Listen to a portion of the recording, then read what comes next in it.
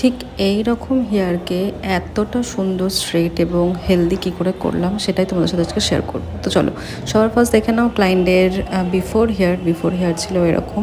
ক্লায়েন্টের একদমই curly hair যাতে বলতে পারো, ঠাসা কার্লি নয়, ওয়েভি কার্লি যেগুলো হয়, ফ্রিজি কার্লি যেটা হয় সেটা।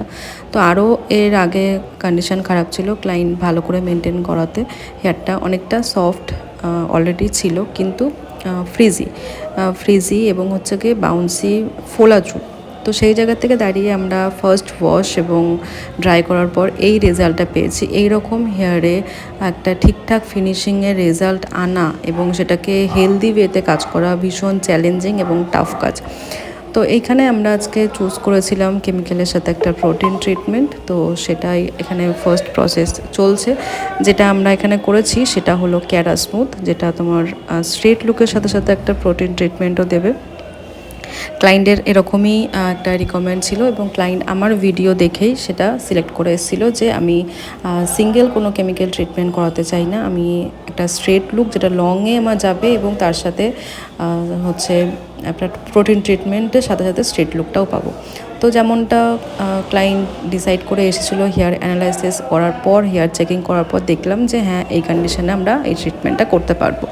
দেন তারপর আর কি আমাদের কাজ শুরু হয়ে গেল। আমাদের প্রোডাক্ট অ্যাপ্লিকেশন করার পর আমাদের এখানে ড্রাই চলছে, ব্লো ড্রাই চলছে, তারপর আমাদের আয়রনিং করা হবে। তো তোমাদের সঙ্গে সবটাই শেয়ার করবো। এবং তোমরা যারা বুকিং করাতে চাইছো, মাত্র আর কয়েকটা স্লটই ফাঁকা রয়েছে। তোমরা যারা চাইছো পুজোর আগে হেয়ারের সার্ভিস বা স্কিনের কোনো সার্ভিস নেবে, তারা ঝটপট নিজের যে স্লটটা সেটা উপরে দেওয়ার নাম্বারে হোয়াটসঅ্যাপ করে তোমাদের যে স্লটটা সেটা বুকিং করিয়ে নাও। তার কারণ প্রি বুকিং ছাড়া কোনো স্লট কিন্তু আমাদের অ্যাভেলেবেল পাবে না। তাই সবাই একটু আগে থেকে তোমাদের যে ডেট এবং টাইম স্লটটা সেটা বুক করিয়ে নাও।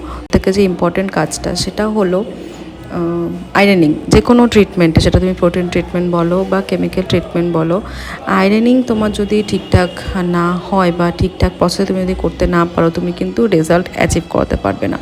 এবং অনেকেরই ধারণা, সবাই বলবো না, অনেকেরই ধারণা যে আমি ফুল টেম্পারেচারে আয়রন করলে পরে বা যে কোনো আয়রনিং দিয়ে আয়রনিং করলে পরে আমার রেজাল্ট ভালো আসবে।